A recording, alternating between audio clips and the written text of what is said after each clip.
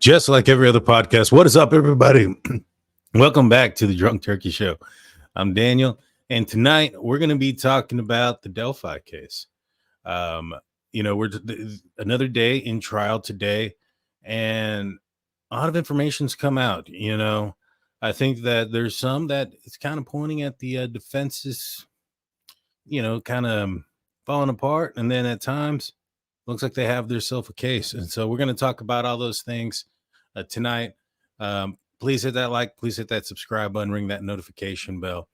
And so without further ado, let's get into it. So basically what ended up happening today was, or in the last couple of days, were a lot of confessions were coming in referencing what Richard Allen was saying and what he did on the night of the, or on the day of February 13, 2017. And some of it is like a lot of people are saying, like, hey, there's a bunch of stuff that's mixed up in it that isn't real. That even claims he did something with his grandkids. That's not uncommon for people that have committed crimes to take, try to take credit for other crimes that they haven't done. And also, I mean, if that's all it took was somebody to say, hey, I did this thing and that thing, and those things weren't true, then that's what everybody would just say and they would get off because, obviously they're not lying. And so I think that the fact that he made other confessions and things of that nature aren't necessarily a sign that all of them were false or didn't have any information. In fact, he had some pretty interesting confessions that kind of, maybe perhaps there is some corroborating evidence that's out there. But let's start it off talking about, and I'm going to pull up the I'm just going to pull up the screen of some of the what I was looking at earlier today. Give me 1 second. There it is. And say hi to everybody that's in there. I think I saw a True Crime Web up in here. Thanks, Steve. Thanks for stopping by. And I see Afton and a bunch of our mods, Extreme Blonde, Sirius in the building. Mark, what's going on? Thank you guys for tuning in. Alrighty, so there's a little bit of controversy when it comes to this doctor, right? Because this doctor, Monica Walla, she's apparently a true crime fan, and she had reported to her employers that she was, interested in the Delphi case. She ended up being a doctor that was seeing Richard Allen during the time and when he was making these confessions. And so, one, do I think that that's a conflict of interest in the case? Maybe. I think that there was some things that possibly shouldn't have been done, which which was apparently she was giving out information about what others were saying about him, that he had supporters. But I think that with what she was telling him and the podcast that she was looking into, majority of those were pro Richard Allen. So, if she was, pro Richard Allen's defense team, I don't see where the dot would tie up to her talking about his confessions or trying to fabricate those. So that to me doesn't make any sense. I think that maybe perhaps she did have some questions. Maybe perhaps she did think, some things, or maybe perhaps other people were involved. A lot of folks who were following this case from, the beginning, that all had their thoughts and theories as far as who may have committed it, who may have been the bridge guy, who wasn't the bridge guy, was the bridge guy involved, the whole 9 yards. Right. And the thing is, so like, did she affect the case in a negative way for Richard Allen? I don't know. I mean, it'd be one thing if she was telling him things like, I know you did it, confess to this, stuff like that. Or, the podcast that she mentioned or that she had talked into or been a part of, if those things were opposite of what they were, if she was, mainly into, pro prosecution in this case, then maybe I can see a point there, but it didn't sound like that. So I don't know. And I'm not sure what the rules are or the laws are in Indiana, but it sounds like, she had permission. I don't think she's working there anymore, but she had given there, the information that she was into true crime and that she had been following the case, they still allowed her to work there. I think the other thing that comes into play is going to be perhaps maybe the size of the population in the area and the amount of doctors that they had access to that could have seen him. That may have played a role into why they still utilized her services during that time. And so there could be a lot of reasons. It doesn't mean it's right or wrong. Uh, for me, if I was on the defense team, obviously I'd be trying to poke holes into that and be looking at that as a possibility of getting her stuff thrown out. But, is Richard Allen denying making these confessions, or are they saying that these confessions were made out of a sick person? And so if these confessions were made out of, somebody going through an episode of some sort, then that's completely different than if he didn't make them at all. And so that's the other thing as well. I'm not sure if the prosecution, or if the defense team is arguing at this point that those confessions were completely fabricated by the doctor. And so if they weren't fabricated by the doctor, and it's just the thought of maybe perhaps he was unstable mentally at that moment, I think they'll stay in. You know what I mean? I think that's what ends up happening there. And so Afton says the defense says the confessions were coerced because he wanted out of solitary. I mean, I get it. I understand why, some folks are getting upset. Well, actually, I don't understand why folks are getting upset about his, his conditions. I didn't know prison was supposed to be a Holiday Inn. I didn't know jail was supposed to be a Holiday Inn. One of the problems that they had was that the light was on all the time. I can tell you in the smallest jail of any jail, the lights are on all the time. They need to make sure that your person's still in the cell, hasn't escaped somehow, or hasn't hurt themselves or others. And so lights stay on the entire time. The fact that he was in solitary confinement was for his own well-being. It wasn't because of the fact that, they had no other choice. Or, well, yeah, they had no other choice. It was for his well-being. They had no other choice. These smaller jail systems or jails, especially in an area like Delphi or Carroll County, I'm not sure if they're equipped to have a staff that would be able to monitor Richard Allen in the manner that a larger institution could have. And, so it's not like these aren't the conditions that he wouldn't be getting into once he's found guilty. So to me, I just don't see what the big deal is about it. It's not like, I know they're going to be doing some renovations and things of that nature. And maybe perhaps some other people may have been mistreated, or I don't know. I think there's what the accusations are out there.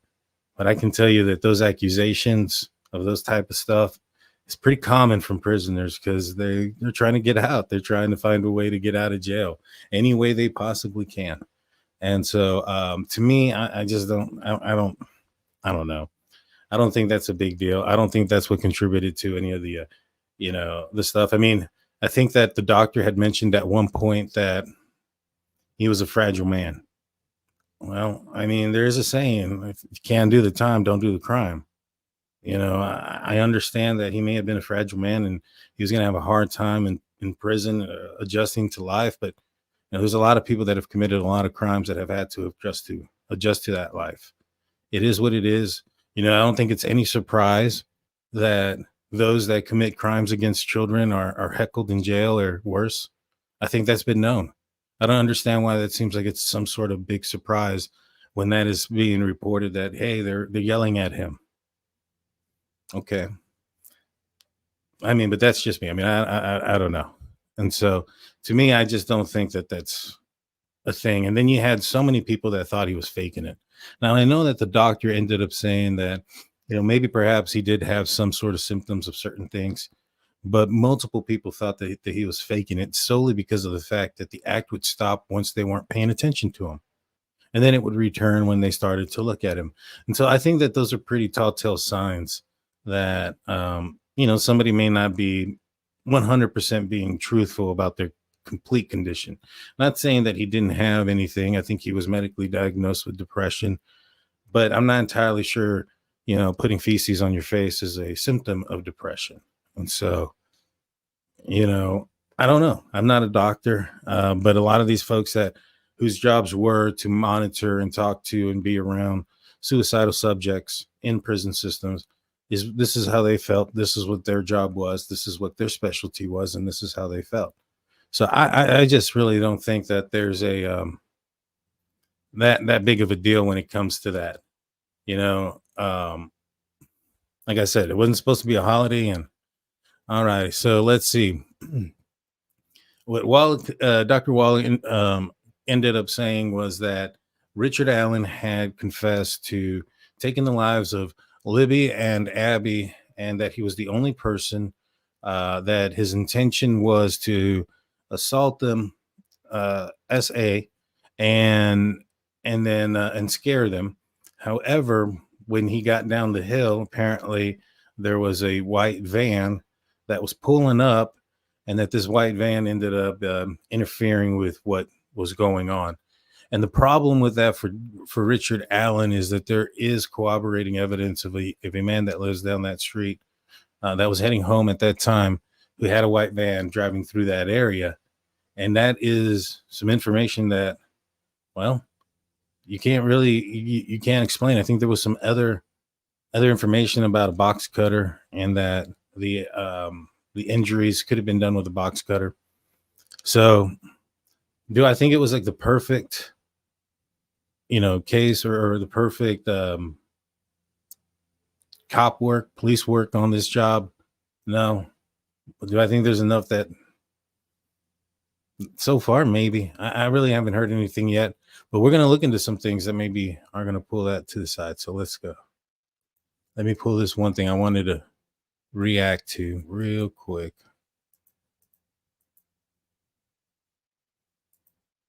All right, let's see. Let me stop sharing that. Give me 1 second.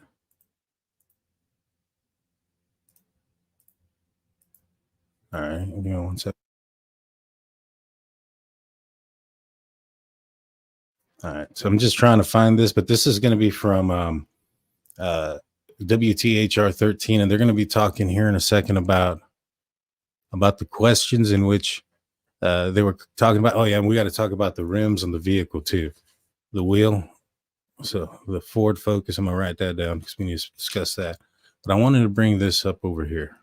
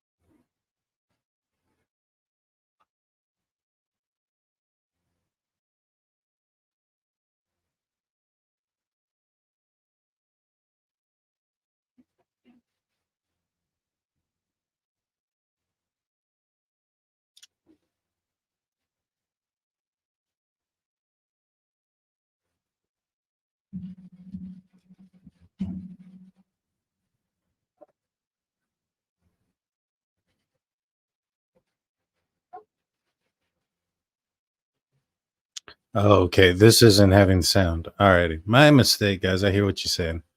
All right. I didn't share the sound of this. I apologize. Um, it's supposed to, but it didn't do it. Now it should. So let me rewind this just a little bit. This is about the last person on the day. I apologize, guys. 39 different witnesses so far. Right. Each of them sharing all these little tiny details. And you just kind of wonder, what is it going to be? Is it going to be one of those tiny details that's going to stick out in a juror's mind that could either create some type of reasonable doubt, or that is going to convince them that Richard Allen actually committed these crimes? So many details we're trying to keep track of. So many. Let's pivot now to Yes. the last witness of the Man. day. And I'm interested to hear you share the story, Yeah. because I had ducked out of the courtroom Right. to be able to do my live shots for earlier in the day. You got to hear this last witness, I and you said it was extraordinary testimony. It was. Well, first I want to bring up a map to kind of orient us, this a map that we've done some markings on, so that people can kind of understand. Okay, so we're looking at this map of Delphi near the crime scene. That yellow X is roughly where the crime scene is. And then if you look down and to the right, there's a red circle, and that's where a guy named Brad Weber lives. All right. So Brad Weber was coming home on this route here at around 2:30-ish. And that is, he was driving a white van. And Richard Allen, in one of his confessions, is stated that he had seen a white van pull up. That is what scared him. He ended up taking the lives of Libby and Abby, covering them up. He stated that he waited for them to pass so that they weren't suffering, and then covered them up with sticks and left the scene. There was also a lot more great detail. And earlier in the day, he stated that he had left. I think it was at his parents' house. He had gotten a 6-pack, drank 3 beers there, went home, drank 3 more, and then went out to the bridge. And so it didn't seem like any of these confessions were one where he was planning, like he knew who these people, like these girls were.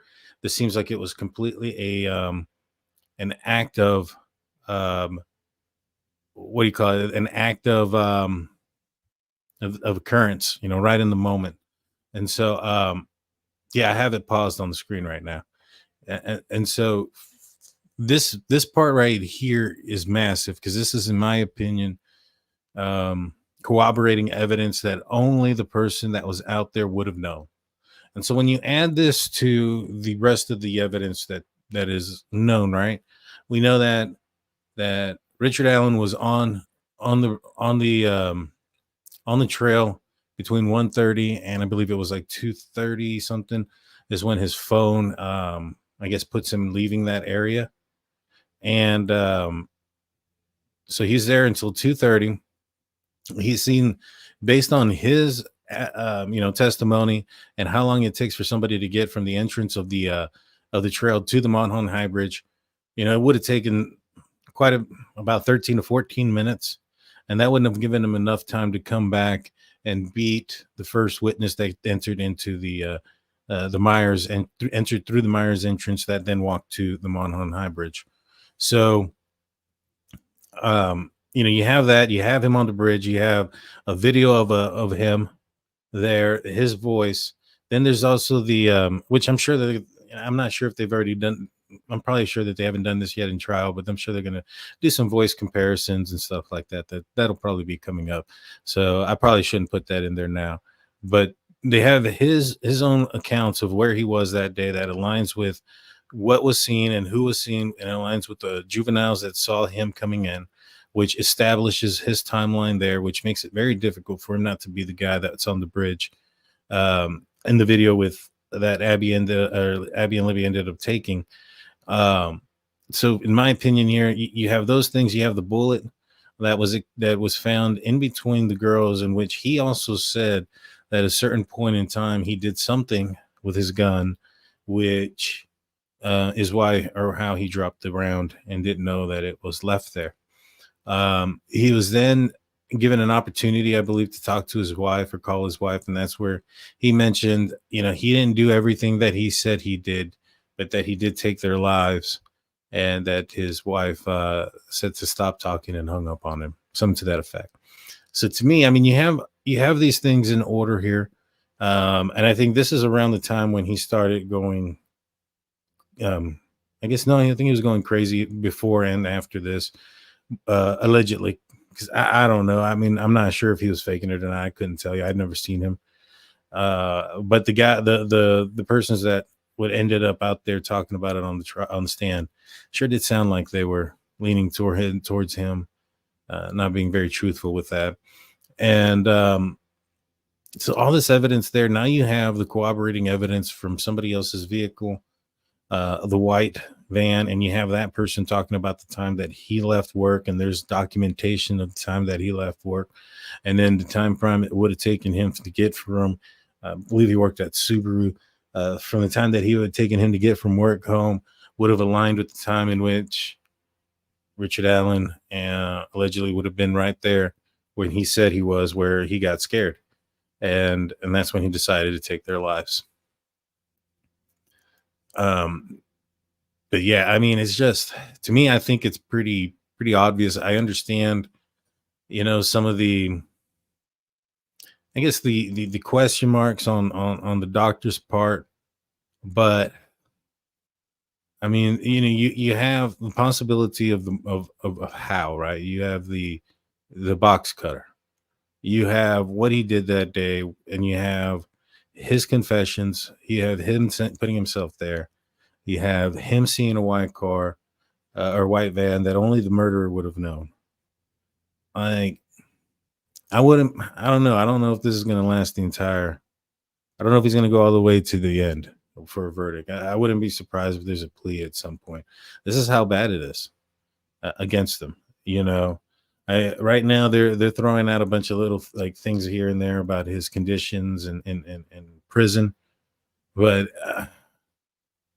these folks saw these victims' bodies. They saw what was done to them. If you're betting on them, giving sympathy to the person that's accused of that for being in jail or prison, I'm not sure how strong that bet's going to be. Especially after what was shown. Now, I know there's a lot of folks that have been following this, and they've, seen the pictures of him, skinny and with crap on him and very dirty and stuff like that.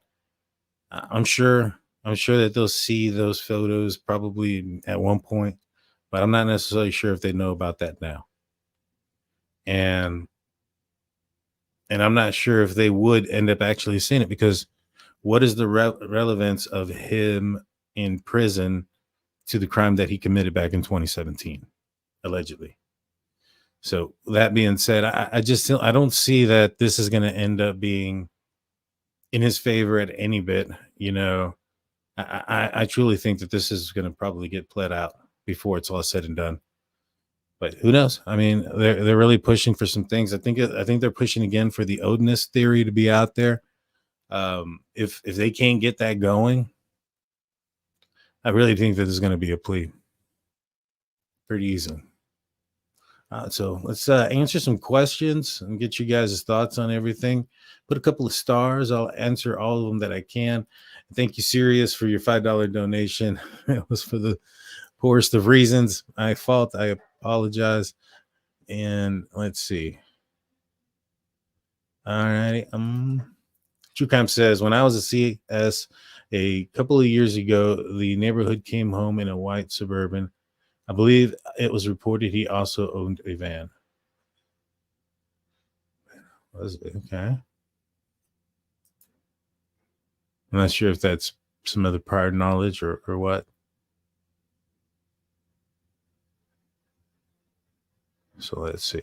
Yeah, if you have any questions, comments, let me know. If you think that there's something that is, maybe that was brought up that I didn't bring up that perhaps, favors the defense, let me know, because I'm not familiar with everything. I've only watched, I've watched quite a bit, and I'm not lying about that. I've watched quite a bit, but most of it has been like, some of these local news stations that are there, and the Carroll County Comet.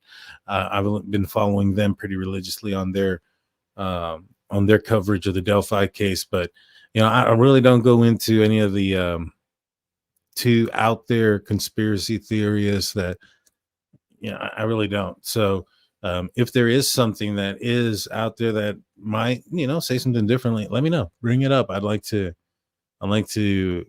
check it out. Although some of the police work was botched, I believe they have the right guy. The white van has been very compelling to me. Also thought the down the hill guy sounded drunk. Oh, that is true. That is true. Sandy says, Daniel, I haven't heard. Has R.A. ever been convicted of a crime? I don't think he's been convicted of a crime before. No. It doesn't mean that criminals start at a certain point. It's just the fact that he hasn't committed a crime, I don't think is going to make much of a difference, to be honest with you. But just because he hasn't been convicted of a crime doesn't mean he hasn't committed crimes. And I think he talked about some of the crimes he committed against his sister in the past. Now, I don't know if those are some of the things that he was lying about or being truthful about. But if those are true, then that kind of leads you to believe that there might be a history of something like this. Also, I think he stated that, that maybe, I'm not sure if maybe I read this wrong or heard this wrong, that he also had some encounters that he shouldn't have had at a younger age. And then that he, or maybe it was just that he started with his sister. I'm not entirely sure. But I know that he did say that at one point he started with his sister, that he was addicted to sex. And so just because he hasn't been convicted of a crime doesn't mean he hasn't committed crimes. Let's see. Oh, and I've been in touch with, let me get his name because I don't want to say it wrong real quick. I'm going to have another guest on the show as soon as the trial is over. I've been following this guy quite a lot as well.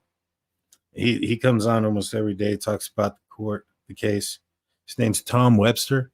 I believe he was a comedian turned true crime enthusiast.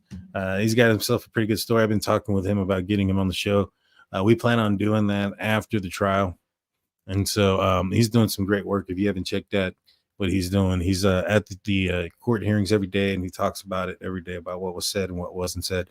I've been listening to a bunch of what he was saying and has been saying. Good stuff. Let's see. Virginia Miley says there's an attorney on YouTube that has been attending the trial. The things I've learned from her being there, holy crap. Like what? I'm not sure if it's like good or bad or anything like that. I'm just curious, like what has come out? I'm curious. I'm not sure. Let's see.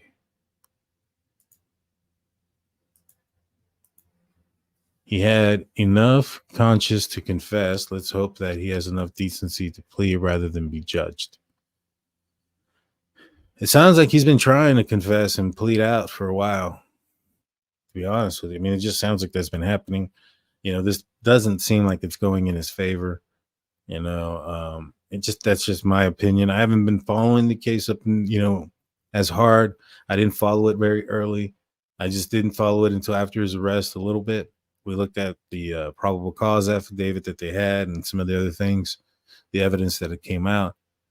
But I'm really just kind of been following it mostly through this trial. And so I don't have really a lot of one way or another. I knew about the Odinist stuff, and that made me kind of pause on my opinion, when the defense came out with it.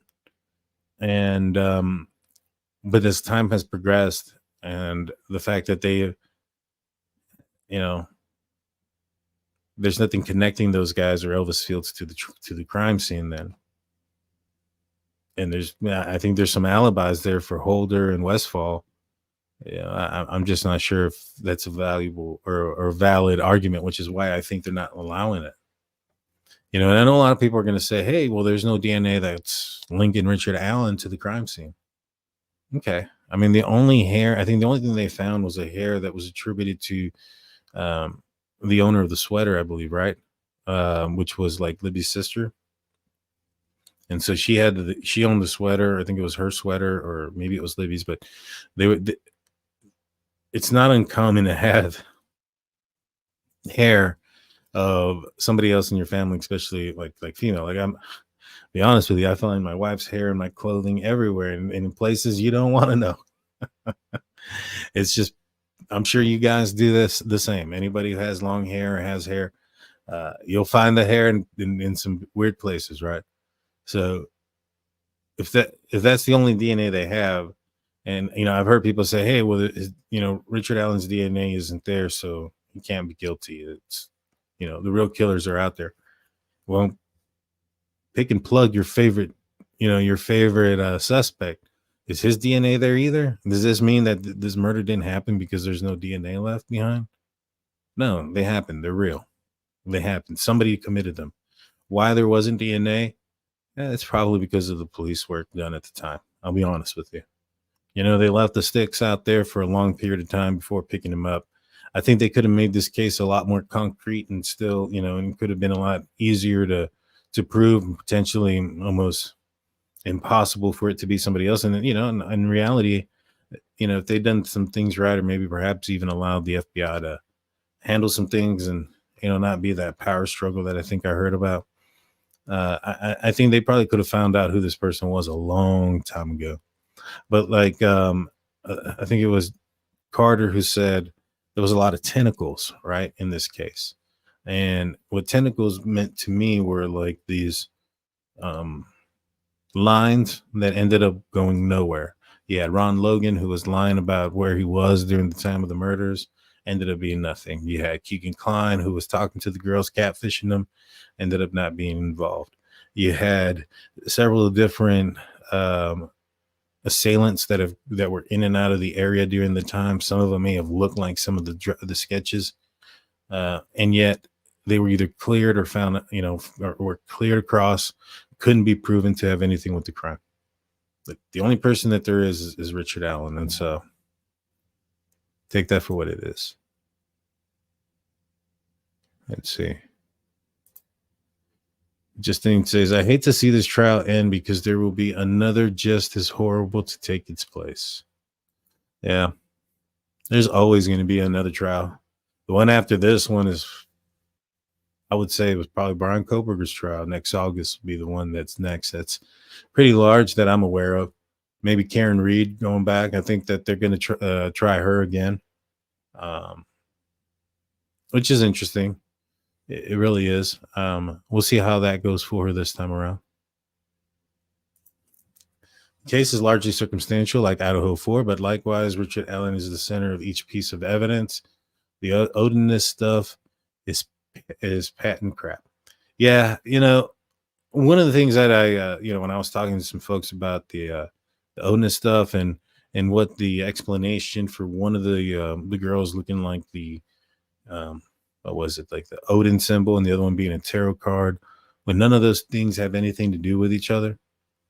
You know what I mean? It just didn't make any sense. Has he been offered a plea deal? I don't know. I would suppose, yeah, but I think his lawyers have been fighting this insanity stuff as far as his confessions go, and him wanting to confess and plead out, or whatever the case may be. They've been arguing that on his behalf. I don't know, maybe, but I would assume so, to be honest with you. I don't,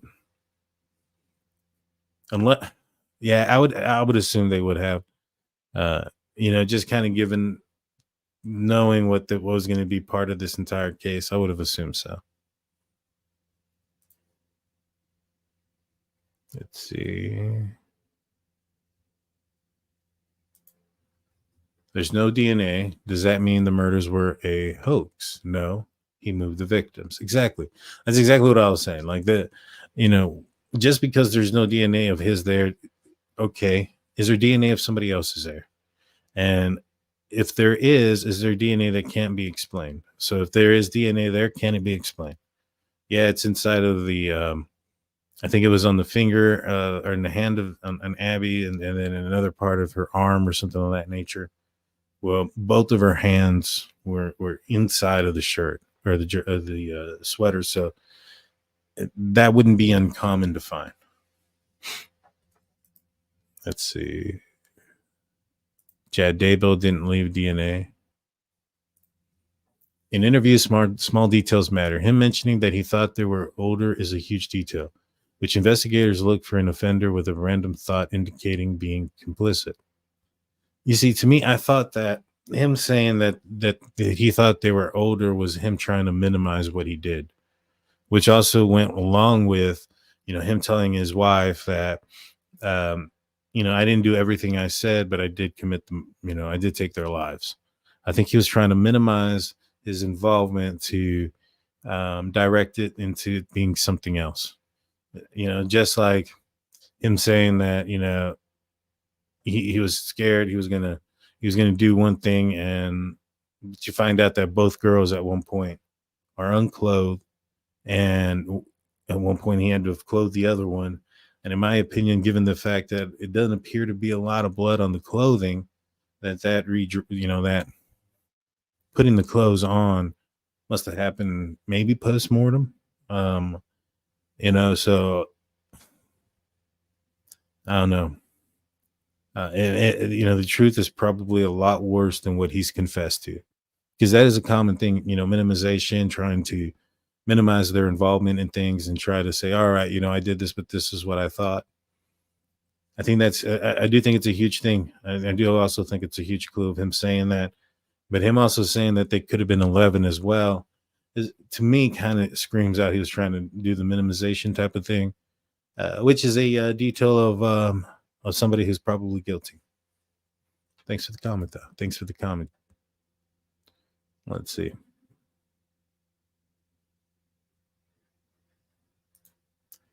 But he would have noticed he got disturbed by the van. That makes the most sense, in my opinion. It does make the most sense as far as the timing of events and how they went down. Was it confirmed that if the hair found on one of the girls was siblings' hair to one of the victims? I heard something about it. Just wanted to confirm if it was true or not. Yeah, I heard it was Libby's sister.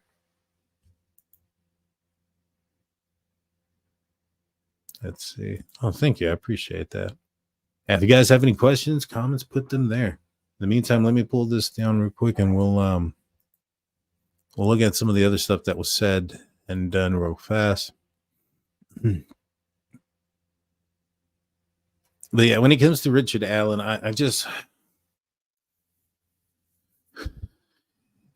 I thought when we looked at the trail, and we looked at we looked at the probable cause affidavit that talked about him, and when he got there, and the fact that there was a photo stamped, or a photo with a timestamp on it, taken from a cell phone from some juvenile girls that saw the person walking in as he was walking out as he was walking in, was pretty huge too.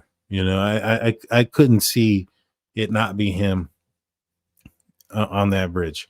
He also described the clothing that he was wearing, and at the time it matched what he was wearing on the bridge. Is it possible that maybe perhaps, I think it's very much possible that maybe perhaps because he saw other people on the trail, they would have seen him and described him, and maybe perhaps he wanted to come out and, get out in front of that, which is another, kind of red flag, or not red flag, but it's another commonality when it comes to persons that commit crimes in this manner. They'll usually typically try to insert themselves into the crime. He didn't want to go to the police station. He didn't want the police to come to his house. He wanted to meet them at a certain place, trying to control the situation. Coming out in front saying, hey, I was there, I was this, I was that.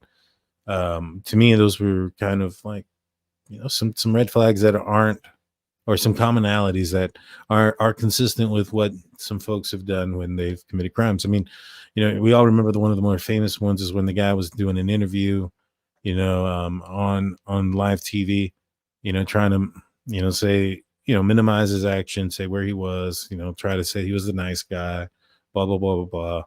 And come to find out, they find the body, and he tails out and falls down, and he ended up being the guy that was the person that committed the crime.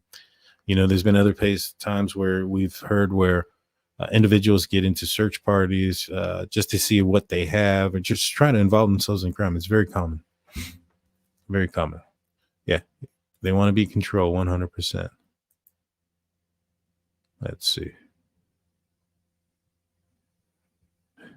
And, I think there was some other pictures that were shown, and as well throughout this process. Man, I just feel bad for the families. to have to live through this again. The one part that really like shook me was when I heard about them hearing, Libby's voice, for the first time in so long, and hearing her say something. Maybe perhaps they don't, maybe I don't know how much of the video they had seen or have had heard, but if that was the first time, I mean, that must have been gut wrenching. I couldn't imagine it. I just hope they're doing okay. Let's see.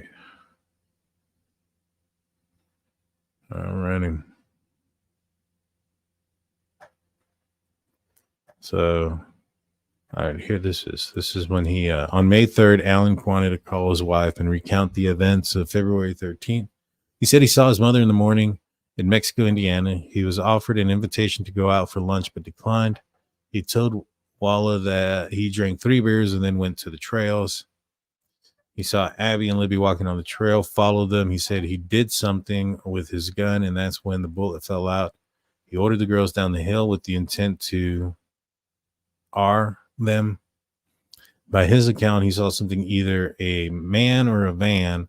It was unclear in court, that startled him. He ordered the girls across the creek, cut their necks, and covered their bodies with tree branches. He walked to his car. He parked at a nearby building. Walla noted that Allen seemed relieved after his admission. Allen continued to live his life as normal after he took their lives, he said. On May 5th, Allen was at a high risk for taking his own life, leading guards to watch him closely. On May 9th, he said, "I just want to sign my confession." Wallace suggested he talk to his attorneys. Allen talked about his planning his last meal and taking his own life. He exhibited no evidence of psychotic symptoms, Wallace noted. On May 11th, Allen had trouble with his prison-issued tablet. He was able to call his wife. During that conversation, he mentioned the electric chair and asked if his family still loved him. I didn't do everything I said I did, but I took Abby and Libby's lives. In other words, he said during that conversation, his wife hung up on him. On May 11th, Allen said he wanted closure by apologizing to the girls' families and adding that he needed to forgive himself. After breaking the proceedings, Wallace discussed Allen's bizarre behavior and said that he believed he was faking symptoms. On April 10th, report, she mentioned that papers were screwed all over the place in his cell. She believed the documents were from discovery material from the case. She said it appeared he received those materials around the time he started confessing the Delphi murders. In an April 13th report, Wallace said that Allen's behavior became stranger, with him lying in and consuming feces. She believed he was having an emotional breakdown from guilt and believed the behavior surfaced after he saw the discovery evidence. So did he go into like full panic mode and things like that because he knew he was done? Maybe that's possible. On August 3rd, report noted that Allen said he wanted to go to heaven, but was afraid of dying. He was confused and not rational anymore. During Rosie's cross-examination, Rosie tore into Walla in the stand, questioning her credentials and her interest in the Delphi case. Walla told the court that she followed the case through podcasts and social media and even engaged with posts about it. As the investigation developed, she became more involved and used IDOC database to search for information the public didn't have access to. She followed the podcast online, chat rooms, contributed information, and told people where to go for more information. She became more interested in the Delphi case after Allen's arrest. She shut her accounts down, and someone pointed out she was following the case so closely she didn't disclose her interest to her case employer. You never disclosed your employer that you were following the case so closely. And she said, we discussed it when we discussed it when we learned he was coming into the facility. Wallace said, she told the court she never made a formal report. When Rosie asked her if she would stop following the case if she had to do it all over again, and she replied, probably. She testified that she sometimes shared information with Allen about what she saw online. She said Allen's psychiatric history involved major depressive disorder, and it was and said it was possible that he demonstrated characteristics of dependent personality syndrome. When Rosie asked if Allen was a fragile man while in IDOC custody, she answered he was. Rosie asked about his cell conditions, and she said lights were always on, which is common everywhere. Walla told the court she believed he could dim them. Allen had no privacy in the cell. Rosie suggested he was more secure or restricted than other inmates. And, that was the other thing. Like they were, I think they were complaining that he wasn't allowed to go have recreational stuff and be hanging out with other people. These other people were telling him things like, you're a baby killer and this, that, and the third. I'm not necessarily sure that you want to let him go mingle with all those people. Like, this is when you know that the case is kind of weak. If this is where they're going with it, that, he didn't get a chance to go hang out, and the only rec time he had was in a cage, and he didn't get to go play basketball with the other boys. Like, that to me just kind of was like, come on now, man. What are you trying to say? Like you want him to go hang out? You first complain that they're yelling at him that they're going to do things to him. And then you get mad that they're protecting him and keeping him away from them, because he can't go play soccer and basketball with them. Can't go lift weights, and with the guys. Can't get a squatter for when he's pumping the iron out there. It's weak. It's weak. Like, that's what you have to hang out like that. That's what it was. And I mean, come on now. So he couldn't mingle with other inmates, Walla told Rosie. After lunch, Walla continued pressed by Rosie and admitted to traveling to Monaghan Highbridge to visit the area of the crime. She told the defense attorney that she followed the trial of true crime in general, just not just Delphi. During conversations with Allen, she allegedly told Allen at points to maintain hope by stressing that he had supporters out there. Now, maybe perhaps what she was doing was trying to get him off the edge. Maybe perhaps because he was, talking about taking his own life and things like that. And maybe because he was losing hope with his life. So, I can see why she would have said those things in this manner. And to me, I don't think that's a bad thing. You know what I mean? All right. Did you discover he had a grave disability? All right, hold on. I went down a little bit too far. Wallace spoke further on Allen's mental decline while in prison, specifically in April 2023. She noted fantastic delusions, hopelessness, insomnia, and ideations of taking his own life. Did you discover he had a grave disability? Wallace was asked. Yes, she responded. This led to Allen's first dose of involuntary medication on April 13, 2023.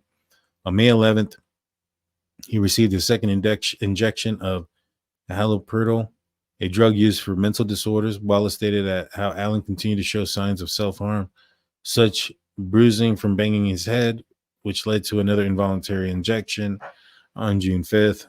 All agreed when asked if Allen met the criteria for serious mental illness. She agreed that it was reasonable to believe that being kept in solitary negatively affected his mental health. In May 2024 statement, Wallace stated that questioning whether or not she believed Allen was faking his symptoms, Wallace stepped down from the witness stand at 3:10 p.m.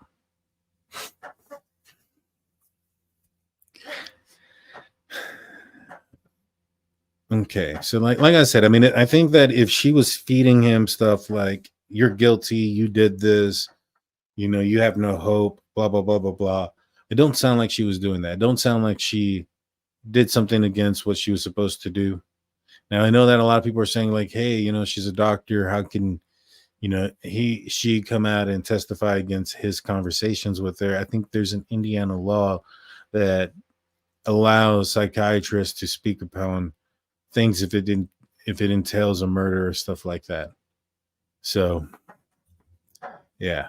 I mean, do I think he was crazy? I think he may have had a breakdown once he saw the defense paperwork and everything that they had. I mean, it could have been a realization of what's to come. You know, that may have been the first time he realized, all right, they got me. I mean, they got all this evidence against me. They might have me at this point. Very possible. All right, so I'm going over some questions with you guys and some comments. Put the stars there so I can see them, or you can always do that super chat. Those colors pop up real bright. I can see those. Right here. We are on the same page, Daniel. Implicit or minimalization. The prosecution will take either. Yep. I just think that at the end of the day, he's toast. He's toast. You know, the jury isn't, I'm hoping at least, and that's for one side or the other, isn't a true crime buff like the doctor, you know. And if that's the case, like a lot of the stuff that we all know or have assumed to know, they don't. Right? Let's see. Yep, feces. That's what he was putting. y'all got a drink.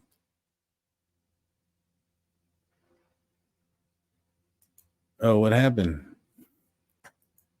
Hope everything's all right there. Let's see. Funny how some people can't live with themselves and sleep just fine after horrible crimes until they get caught. Yeah, I think one of the things he said was that he just went about living his life. I was like, wow. And you know, there was a picture of him smiling in a bar with the sketch of the bridge man right behind him at one point.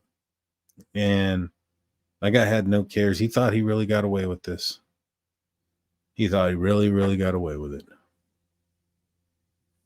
Insane.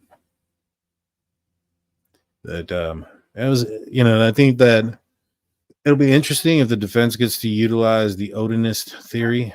I think that could create some confusion. Because of the, you know, just because of the way that their bodies were positioned, which, to be honest with you, you know, I've seen the crime scene photos, and I've said this a few times. It appears that rigor mortis was set in on one of them, which is why she looks in a certain position that she looks like, and the other one just looks like she was dragged to a certain position. You know, I know a lot of people are saying, "Hey, well, you can't see, you know, the drag marks or this, that, and the third."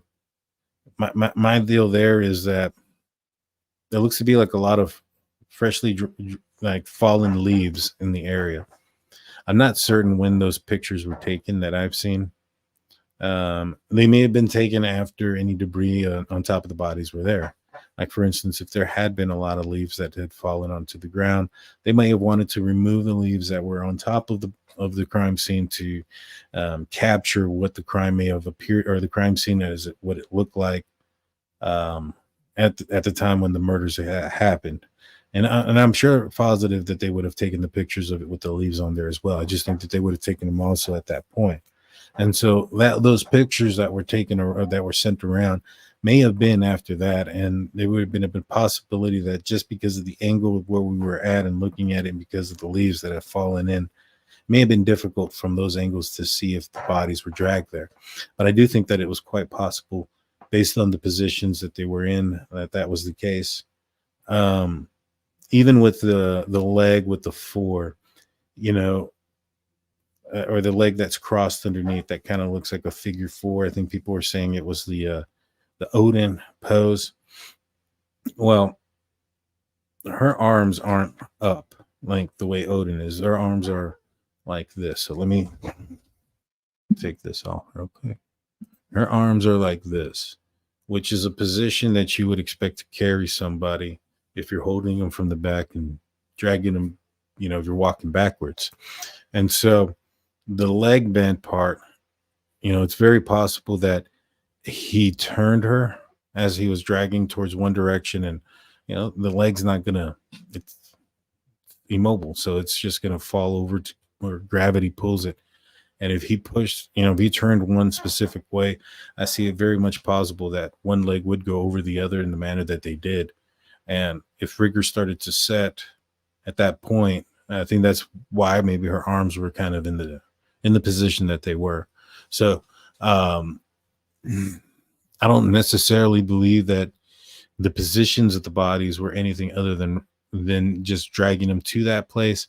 As far as the sticks go, I don't know. I know a lot of people say, oh, it looks, that this is what this means. Her position is this, her position is that. I don't think anybody has shown anything of concrete that, hey, these stick formations are the exact same stick formations in this place, And so if they don't match anything, is it possible that they aren't anything other than just random sticks that he started to place upon them? Maybe. Let's see. All right. So weak. Yeah. Let's see. Is that a third? Had Ari been a man and not threatened to end himself, they would have kept him in county locked up. It's on him. 100%. He put himself in that position. Like, had he just calmed himself down, and I understand if he had some sort of mental issues, right, that he can't control. It just don't sound like he had those problems. Where are the where are the episodes of these problems that he's had in prison outside of prison, like before? Now, I know he was diagnosed with depression and stuff like that, but like I said before, I don't know anybody that's just been solely depressed or just have had depression and that led to eating their feces. That sounds like something else. And so, did he eat his crap at other points in his life? Is that something that there's a pattern of? So yeah, if that's the case, then maybe you can kind of rule that out to that. But if it's not, I don't know. I mean, it just so happens that once he gets caught and he sees what the defense or the prosecution has against him, sees the discovery that now he's rolling and eating his own feces. It's weird. Let's see. Mark says, I hope the defense pulls the Odinist card. They'll get creamed. Odinists aren't violent. And if this was a perverted version, there is nothing ceremonial about the crime scene.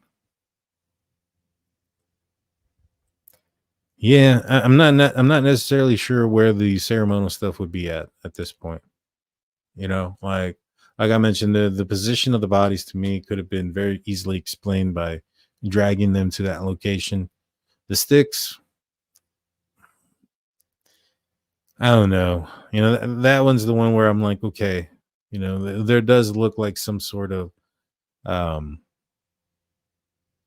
thought behind them. They don't look random to me, but I mean, they could be. They don't look similar to each other. You know what I'm saying? Like the sticks aren't in the same, on one body is the same as the ones on the other body as far as trying to match the shapes or anything. And so maybe perhaps he was going to put more sticks across it and make a little tent thing with leaves or whatever. And it's quite possible for that too.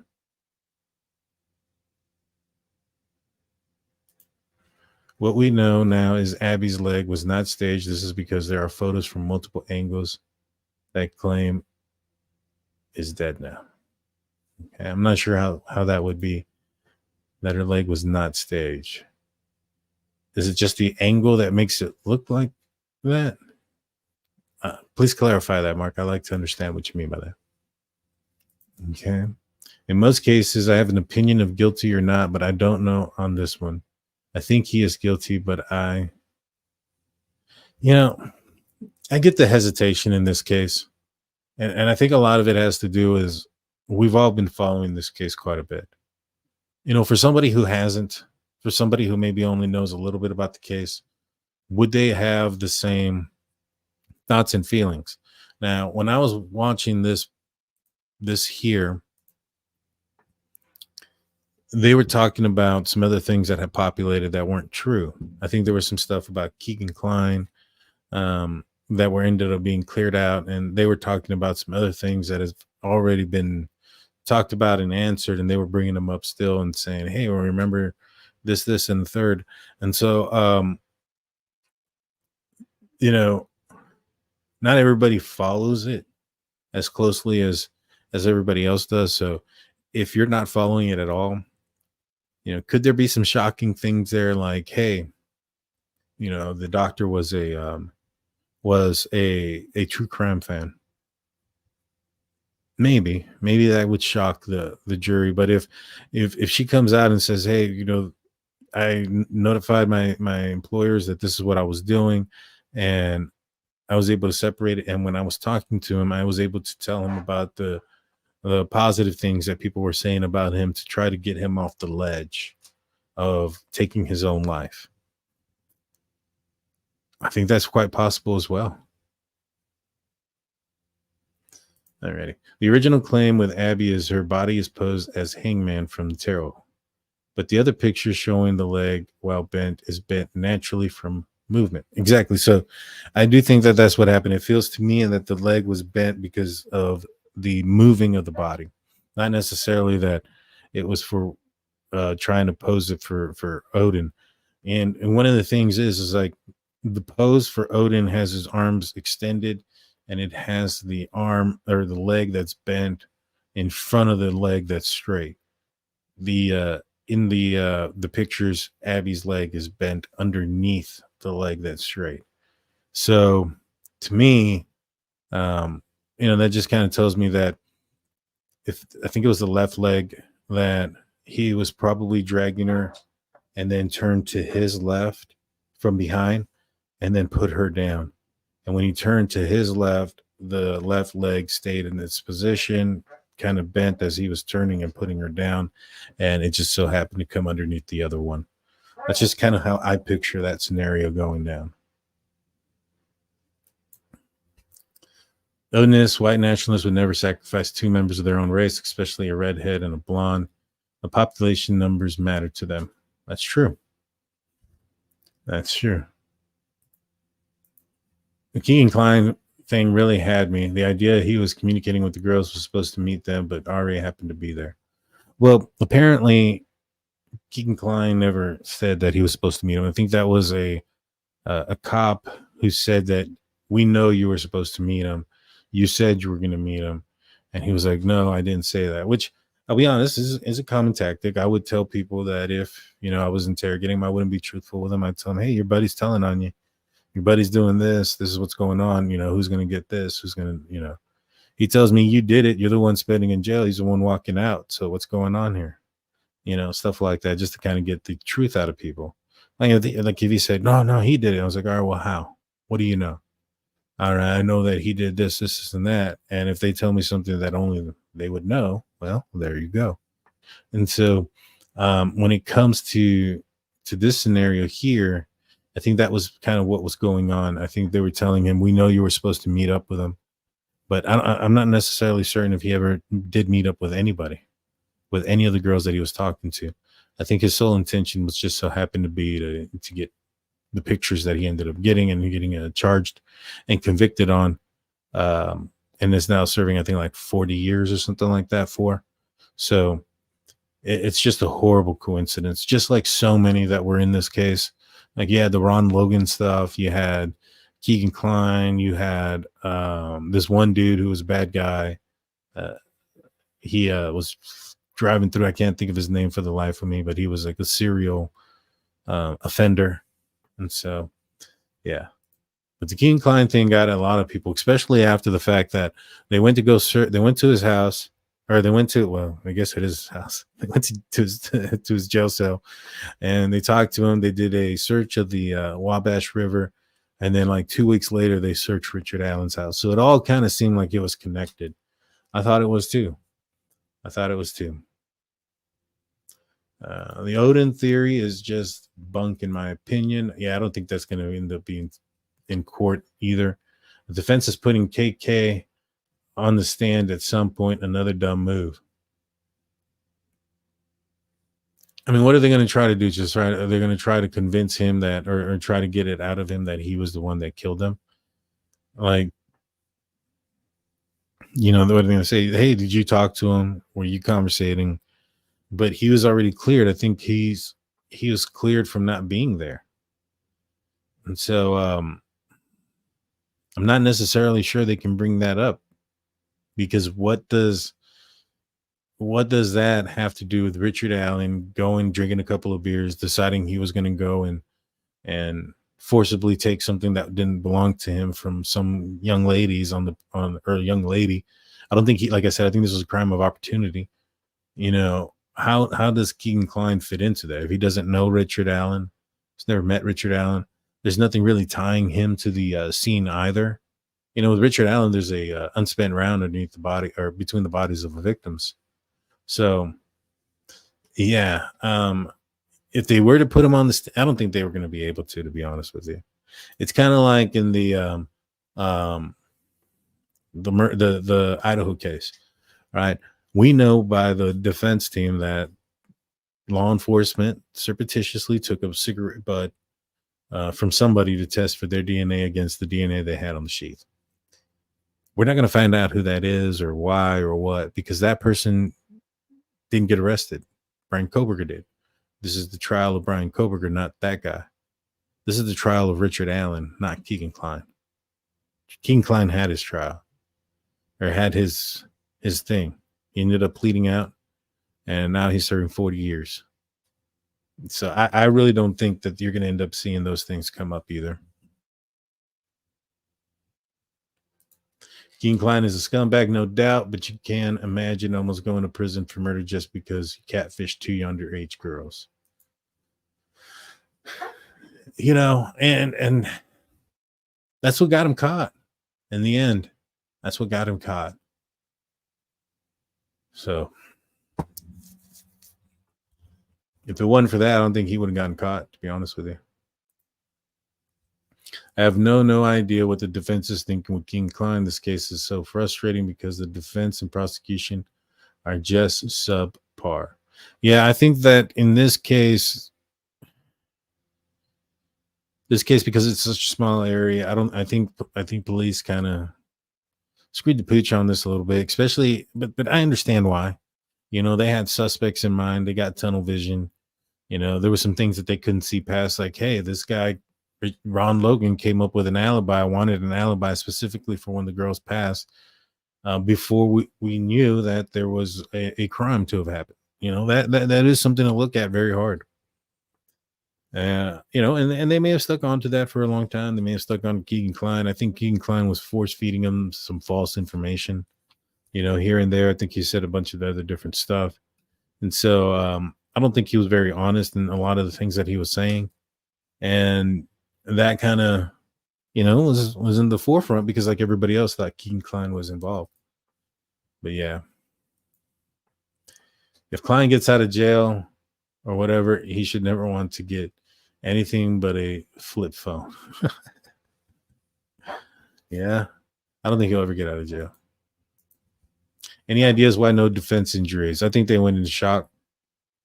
I think that, as they were frightened. They were young girls. This guy had a gun out. He had a knife or a box cutter at least one point.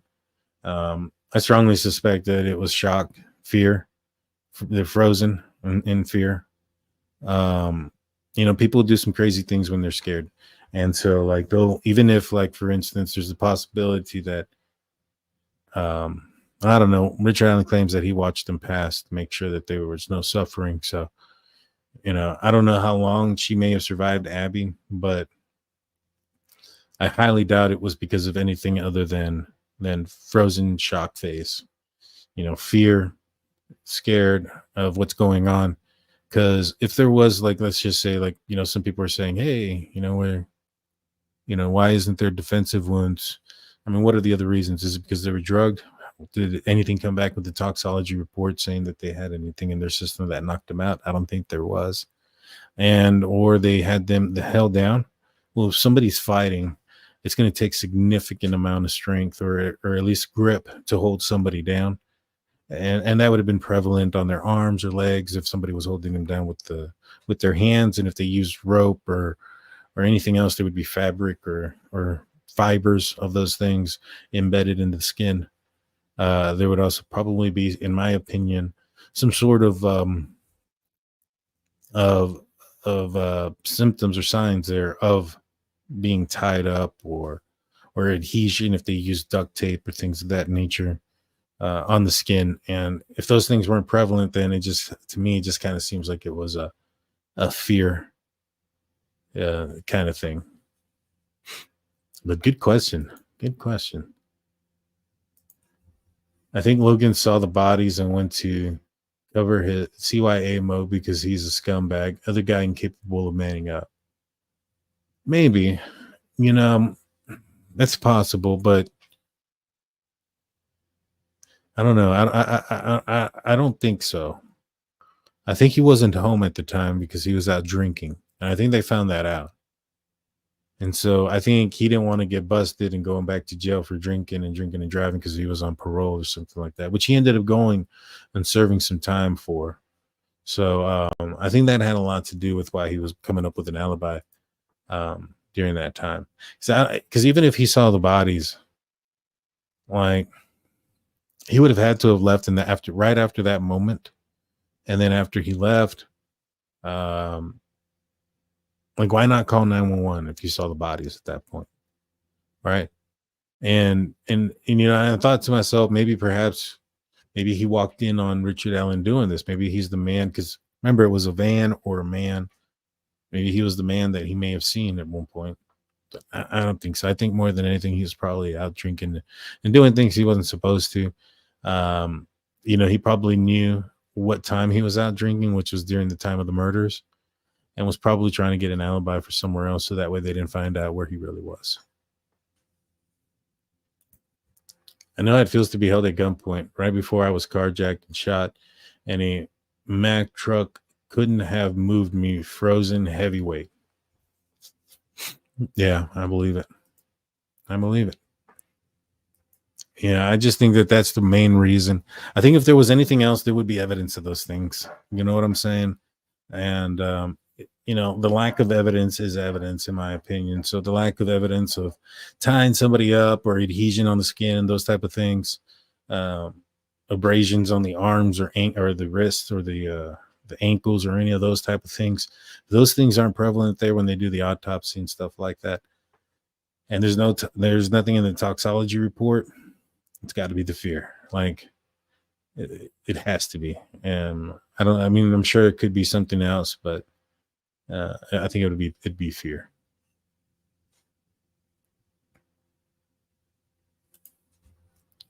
Unless there's DNA or footage or someone that can positively ID him, I think it ends with a hung jury. The confessions mixed with him playing crazy abused prisoner. Yeah, but I think that the circumstantial evidence here is pretty strong to say that he did do it. I anticipate him being found guilty. The only way not, I think their best hope for a hung jury would be if the Odinist stuff is allowed in. If it's not, I really think that we're going to see a plea come out.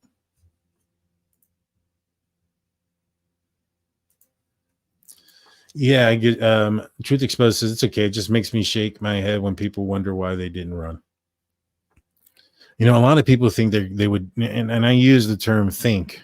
A lot of people think they would do a lot of different things during the moment. Oh man, if this happened to me, I would do this or I would do that. Nah, unless you're trained.